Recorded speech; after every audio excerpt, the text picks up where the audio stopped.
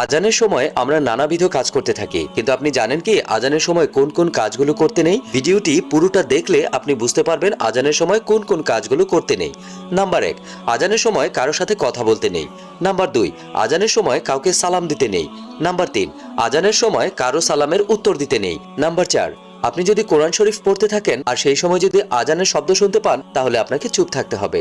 Number 5, আজানের সঠিক আদব আদায় করা। নাম্বার 6, আজান ঠিকমতো শুনে তার সাথে আজানের উত্তর দেয়া। 7, আজানের সময় কখনোই গান বাজনা শুনতে নেই। 8, আপনি ঘুমিয়ে আছেন, যখন আজান পড়েছে তখন যদি পা ছড়ানো থাকে তাহলে সেই ছড়ানো পাগুলোকে গুছিয়ে নিতে হবে। 9, আজানের সময় আড্ডা না দেয়া।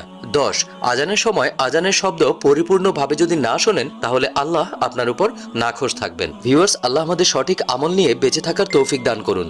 আমিন।